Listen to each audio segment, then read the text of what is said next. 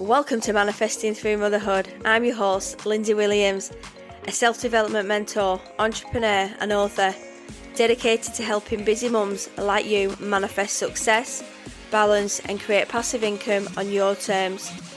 With years of experience in mindset, manifestation, fitness, parenting and business growth, I share simple yet powerful strategies to help you transform your life without the overwhelm.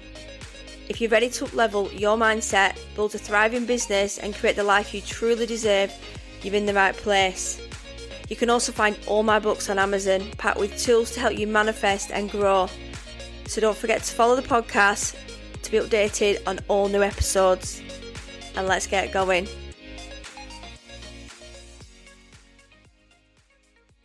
Welcome back, guys, to the podcast. How is everybody doing? I've had some new downloads, new listeners. So if you are new to the podcast, welcome. I talk about many things on the podcast here: manifesting, business, parenting. Obviously the title is Manifesting Through Motherhood. That is what I do. Like, I love to manifest. I love to work on my self-development, self-improvement. I'm always looking at ways that I can improve myself. And the ways that manifesting has worked for me, especially losing my nan, it has helped me through grief. I never thought in a million years that I could get through losing my nan. My mum will know this, how I still struggle. But she has seen me publish my book and work on my self-development, and I just use the principles of manifesting and the gratitude and the vibrational energy, and I keep my vibe quite high and look at all the positives and all the good things that Nan used to say about me and my business and why I work hard, because I feel like if my vibrational energy was quite low and I wasn't achieving and I was digging myself down, I feel like I would have just sunk into a hole. And I feel like when you are on a good path with your self-development, no matter what you're doing, you might be new to the journey, you might have just fell off the wagon a little bit. It's so easy to, we all love and we all know the word manifesting, and it is about bringing something to fruition. It's visualizing something and working on it and anchoring that, whatever it is.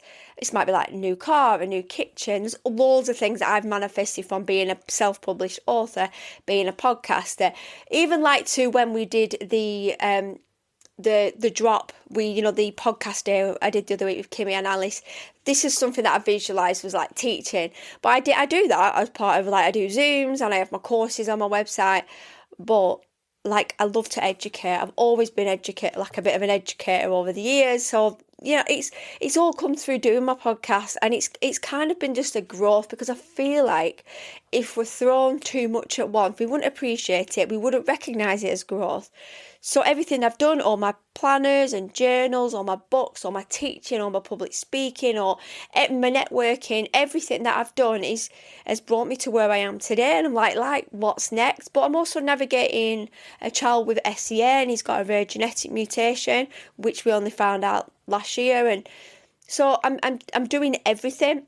And today I wanted to talk about is, like, I'm going on holiday next week, and we're going to Haven. We're not going abroad. And people say, do you not want to go abroad? Like, you've not been abroad for a couple of years.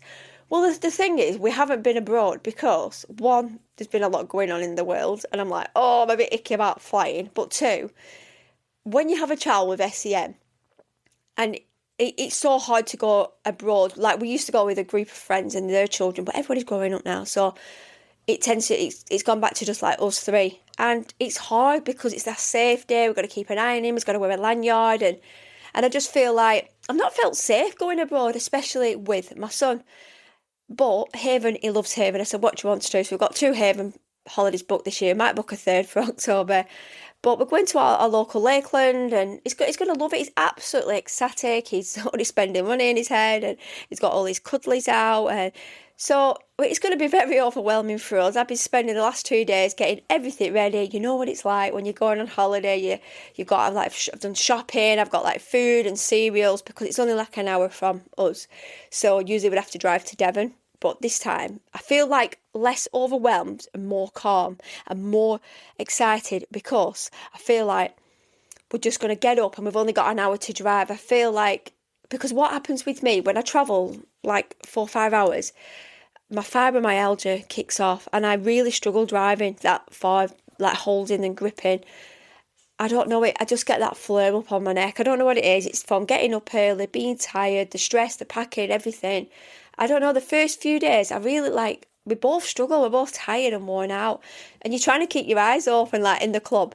But this time, it's going to be really nice. It's going to be like it's just going to be less stressful, and it's not far. And we know Haven inside out, and he's 5'7". He's got his lanyards ready. He's got all his hats ready, and he even said to me, "Do you think I look silly doing this, this, and this?" I'm like, "Mate, if you want to do these things, this is what you want to do. Don't be worried about other people." The great thing is about Haven is, yes, it's a lot of younger children, but you do see a lot of SEN children. And yes, they do gravitate towards each other. His friend from school is going to be there, his little girlfriend. So she's going to be, like she has a caravan there. So he's so excited. So I built a bear for them both. I've got a swimming booked. We've got loads of things booked. And my other friend and her family are going. So brilliant. There's going to be a few of us, so we can all have a drink at night. So I'm looking forward to it. It's not just going to be us. I feel like there's that less pressure. So I know my son's going to have people to play with. We're going to have other people to talk to. You're watching them all the time, like children with SEN, because it's not just that. Like talking to other people. I don't really get a lot of people because I think my son, when you look at him, he doesn't visually look like he's got a disability. But I feel like if you talk to him for a bit, you kind of pick up there's something, not, for his age appropriation, you kind of pick that up. I feel like we do as parents. I've never really had like a negative response, as an SEN mum to people. Yes, he stims, and my mum said like people will sometimes maybe look, and my mum's like obviously said, he's got a hidden disability, just give him a minute. And he wears his lanyard, but I don't really want to single him out all the time with a lanyard. But I think it's really important because he's got my name and my mum's address, mobile number, my husband's, just in case, because my auntie texts him out and they're both profoundly deaf. So he's been out with them today. My other auntie met. And then they're fine with him, but because they used to take me out and he has to learn sign language. But he has his tracker and he's got his lanyard, so he's getting to that age now. He needs to, he knows the rules. He's got to stay with them, keep hold of my auntie's hand, just all those rules. But it's really hard to let go, isn't it? Like with your children, especially like they've got some like difficulties. So, but yeah, if you're listening to this and you're going on holiday and you've got children, you don't have to have children with like any difficulties at all. It can be quite overwhelming going away. I feel like it's probably easy going abroad because I can just chuck everything in a suitcase. But I've got my suitcase, I've got my swim gear. There is towels. We've upgraded to a gold caravan. There is towels, but you do like your own towels, don't you? Like I have my nice big Stacey Solomon fluffy towels. So I've got those, but I will use those as well. So I've got all that. I said to my son, just one bag of toys because we're going to go to the shop and he'll be buying. He's got like spending money. So I feel like as you go on holiday, you learn not to over buy things. So I have got a bit of food that I'm going to take because there's stuff in the fridge, but like some cereals, and my milkman's coming in like Monday morning. So I'm actually not going to cancel the milkman because he comes at like 7:30. So I'll pop the milk in. Hopefully it's not too hot in the car. And yeah, just chuck what we can in, some snacks, got some fruit shoots, and there's a shop there, and it's great. I'm looking at my suitcase, and I've got some like dresses and some new bras, and like some new, because obviously I've lost over 5 stone, so I'm like we went into my old suitcase, and my husband's like we're looking for things, and he's like, oh my god, these are your clothes from like 2 years ago. I'm like, they don't even fit me, like the 5 sizes too big, so I'm gonna have to go through that. So I borrowed actually my dad's suitcase. It's a good one. It's a hard one, so we're gonna have to go and get some new ones, I think, for the holiday. Some maybe like a leopard print one. But yeah, so everything's packed. So I feel like because it's gonna be a bit warmer, so I've just put some like dresses, and I wouldn't normally wear things like that, but I feel a bit more body confident now. So I think that's a really important thing that I need to stop worrying about certain parts of my body now, because it is what it is. Your body's what it is, and you've got to accept that, haven't you? So yeah, I feel like I'm gonna have enough clothes. I've put some ripped jeans in, some heels, and then oh, do I take anything else? Like, do I need a coat? But my husband's like, absolutely, we don't need a coat. But I have snuck a pink blazer in there. So yeah, I think it is. It's just like not being too overwhelmed and thinking about things. But I've been super busy with work, and then when I come back the Tuesday after, we've got our next event at the Alternative Studio. So I printed everything off today for the ladies. I prepped it all. So yeah, I'm looking forward to doing that when we get back. So I can't believe that one sold out straight away. We have got another date in August, so yeah, but they sell out really quick, so they're going really well. So I've got lots and lots of things to look forward to, be excited about. I just feel like I've been really in that zone of manifesting, like what I want, like really homing in of like, this is what I want for my business, and this is what I want for my family and my life. I need that continuity. I need that flow. It needs to be really good for me, because I've got 100 tabs open. My son's got obviously ADHD and autism like symptoms. It's like he's no day alike. Like one day he can be like hyper, more not in a bad behaviour way. He's a very good child, but he's like repetitive, he's constant, he's on it about the same thing. Like, he's got the music on, we've got the Haven, we're going for all the YouTube videos. So I'm actually going to do some blogging while I'm away. Vlogging, is it? So I'm going to do some more videos, because I've got so much content from Haven that I always look at like the last couple of months, because I like to visually see what I'm going to be going to, because he likes to see the shop and where we're looking at, where we're going to be parking. I feel like it helps when you've got like SEN children. Like, I have to have a visualisation of what's going to be happening, what the seating arrangement's going to be like. I always have to preempt where I'm going to be going. I don't know if this is you as a parent. I don't know, even like the caravan, I need to know what it looks like. So yeah, we got offered an upgrade, so I was like, why not? So hopefully I've got a bit of a lake view. So I am looking forward to it. It's nice to have a bit of a break. It's my nan's birthday coming up, so it'll be on the Wednesday, the 3rd, so it would have been my nan's birthday. So we've actually quite organised. So me, my mum, my auntie, we've pre-booked a little bit of a lunch. So it'll be nice that week. I've got the event, I'm busy with work, and yeah, I've got loads to look forward to. And this is just me keep doing my gratitude and my journaling, my planning. I will still be taking all I'll take my laptop with me, just so, because my son can like play on it, but if to be honest, we didn't really look at it last time, but we can watch TV on it and things like that. But my gratitude, my manifest journal, everything comes with me, because I get a bit of like time for me in the morning. We've got a little bit of like the decking goes round. I just like to sit there with a coffee and just do that. And just because I'm on holiday, like, it doesn't mean that I stop doing all my manifesting. I feel like it's like brushing your teeth and doing your exercise. It's just a habit for me. I do lots of habit stacking, where I'm adding a habit on a habit. So it might be a bit of, I'll have a podcast on, I'll be doing a gratitude, and I'll be having a coffee. I might have done a workout previously. It's like 4 good positive habits. I always get up before everybody at home, because I like to just have a minute. When you know you've got children, you know you need that minute. I'm not one to be rushing. You'll never see me rushing in the morning. I've worked so hard on having like good routines for me, just getting up and just taking it in a little bit. So that's really important. A part of my manifesting journey is just to have everything you need in life. And I think we get to an age where we can plan our life, we can plan our week, and we can time block and outsource. We can have all those things. And I feel like at the minute, I feel like I've got a really good flow of what's going on in my life. And I think that's probably because my husband only works at the weekends at the minute, but he will be coming off those shifts in August. So I'm going to have a bit of a shock. So he'll be doing that probably till he's obviously going to probably retire earlier. He's older than me. So until then, but the thing is, it has been an immense like help with school runs, picking up. It helps me out.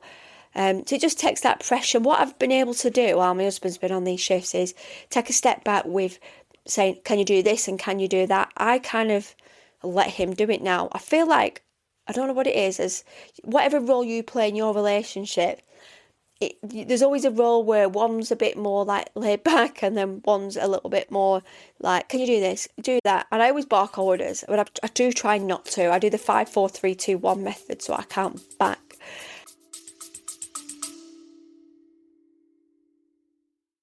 This podcast is sponsored by the My Nora app.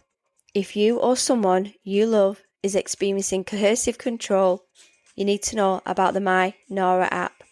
Created by Emma Davey, a survivor and advocate. This powerful app helps you safely collect evidence, protect your well-being, and take back control, discreetly and securely. Download the My Nora app today and start reclaiming your power. Just search My Nora in your app store now.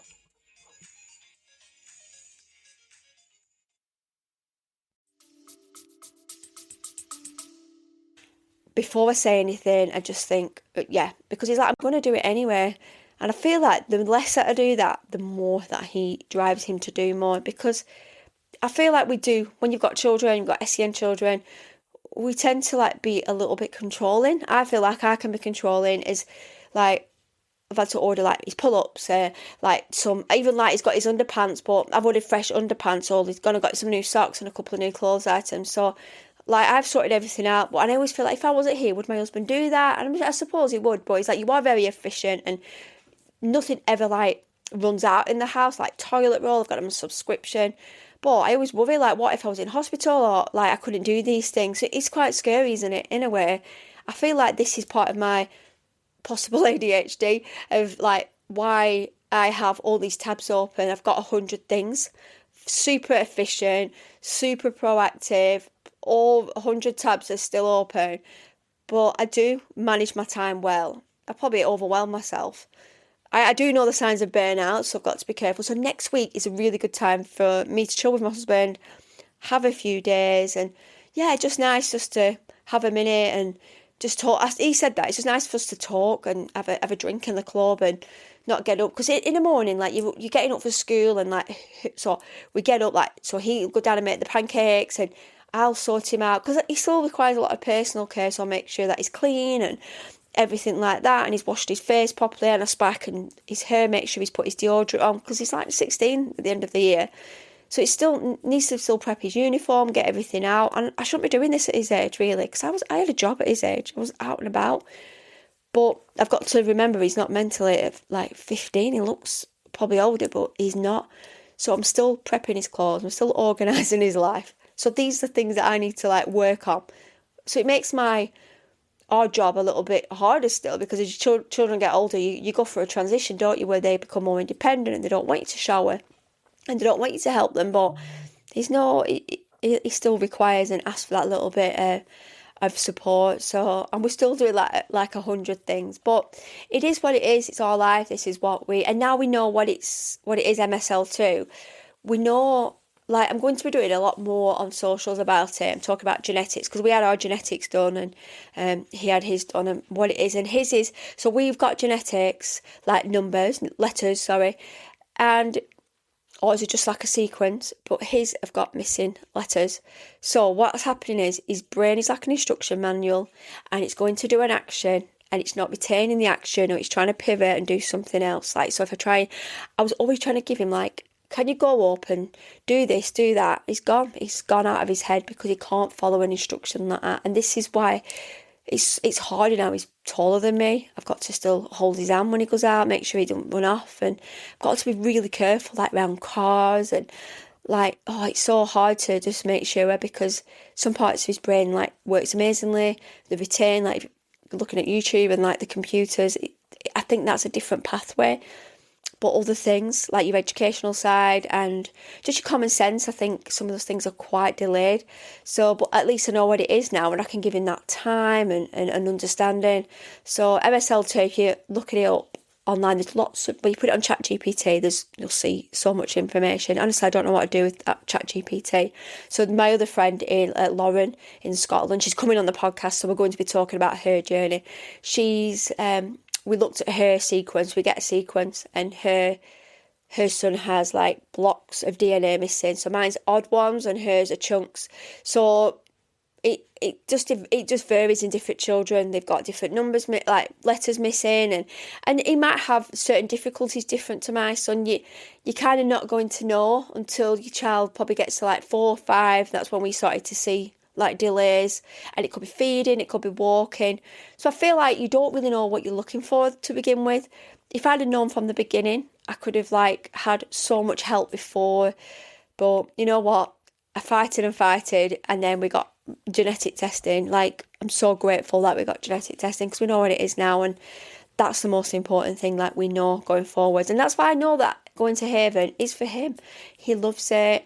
I said, "You're not fed up about it?" It's like, no, because we're going again in July, and his friend that he met last year met a lovely couple, and their 2 daughters, and yeah, and they got on really well, and she's autistic, and they're meeting us on the holiday in July, so we've got activities booked for them, and so yeah, it's going to be really nice. So but honestly, I said to him, like, what happened to our life? Like, we got together, like, really, well, not pretty quick, yeah, and then we bought this place really quick. It was all, like, really quick, and then got married, and it was just all, like, a bit of a whirlwind, and I'm like, we've just been parents, but I said to us, like, we need to give ourselves a bit of credit, because we've been SEN parents for a very long time. Like, who'd have thought, like, we would have come together and had a child like ours? So it's pretty profound and special when you think about it, because we've been able to navigate this together, and it's made us stronger, and we've had to navigate it, and we've had to work and go to appointments. I'm the driver around the appointments and all those things, because I feel like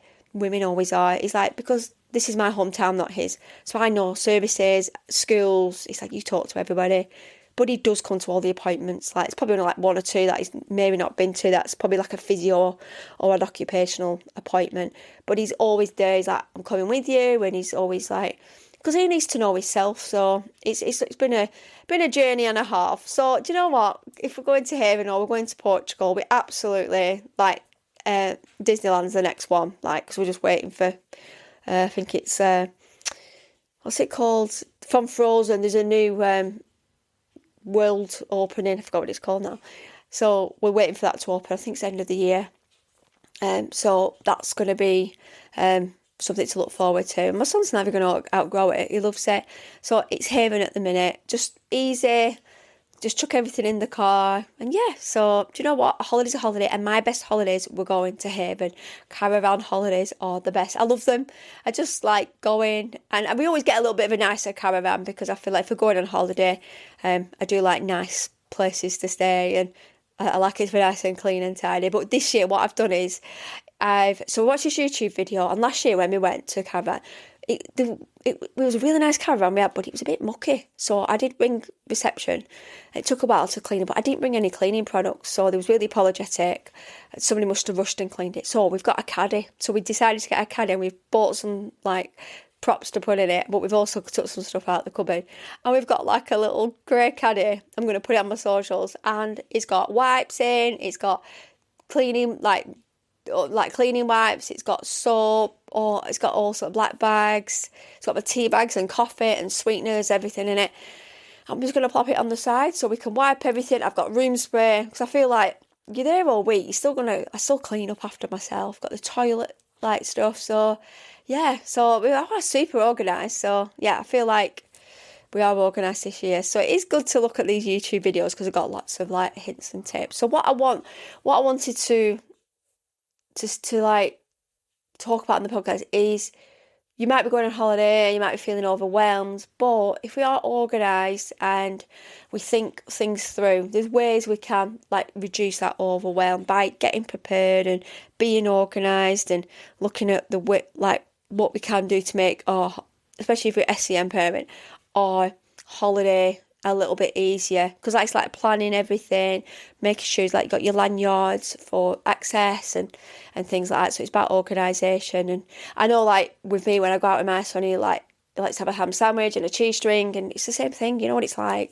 You'll know my story. Like, they like the bland foods, and they like the easy picky bits. So it's like every day I'll be taking, like, a packed lunch, even though I'll be eating out. It's so hard for him to eat out certain foods. He's like, oh. So no matter what, we still have the packed lunch. So I'm pretty organised with things, and I've got his drinks and everything ready. Because what it is, like, on a school day, it's the same foods every day. So I take them with me. I'm not bothered. It's just easier. But yeah, I just thought I'd pop on and do a little pre-holiday catch up, and yeah. So yeah, that's it from me. So if you haven't bought my book, Manifesting Through Motherhood, and you are thinking about something to read over the holiday, you might have a bit of time, then it is available. Just go in my link. I'll actually put it in the show notes. It's available on Kindle as well. The lovely Ali sent me a lovely review, and she won my book. I was a guest. I was a spotlight sponsor for a networking event at the Clitheroe Mums in Business with the lovely Kimmy. And the lovely Ali Bobs won my book, so I signed it for her, and she started to listen to the podcast. Actually, she sent me a lovely review. I'm gonna read it out for you, and I'm gonna plug her business while I'm here. So Ali said, just wanted to say that I thoroughly enjoyed your book and your podcast. You are such an inspiration. There is so much that I'm beginning to implement into my life. Journaling, time blocking, self-care. I think manifestation is something I need a lot of work on. I'm going to clean my wardrobe to make room for change, and keep doing what you're doing, lovely. You're bloody brilliant. So Ali Bob's Knits is on Instagram. She does arm knitting workshops. She's lovely, Ali. She's up around the Clitheroe area. But yeah, you'll go and find her on Instagram. So I'm going to go now. So have a great day, week, whatever you're doing. Don't forget to catch up on older episodes. And yeah, let me know where you are on your manifesting journey, if any episodes resonate with you. And yeah, what are you going to start manifesting next? What are you going to start implementing from the episodes? Is there anything that's like, yeah, you know what, I'm going to start doing that? Do you know what? I listen to other podcasts like self-development, and I still find inspiration. And it's only probably what I talk about, but I feel like sometimes other people like will talk about something and they will direct it in a different way. And you're like, you know what a good spin that is on that approach, because sometimes we need those reminders, don't we? Because we forget. I always forget certain things. I'm like, I've not done that for a bit. I'm actually going to work on that. So it's good to remind ourselves. And if we're consistent in what we're doing, I feel like it just flows a little bit better. So anyway, I'm going to go now because I'm just going to carry on talking. So I will speak to you soon. Have a great day, and yeah, happy manifesting. If you're feeling called to go deeper, to align more, create more, and really step into that next version of you, you'll find everything you need in my link tree. From my book, Manifesting Through Motherhood, to powerful resources and ways we can work together. It's all there waiting for you. Come and find me on Instagram or Facebook. I love hearing what landed with you. Don't forget to follow the podcast, and if this episode spoke to you, please share it with someone who is on their own journey too. And happy manifesting.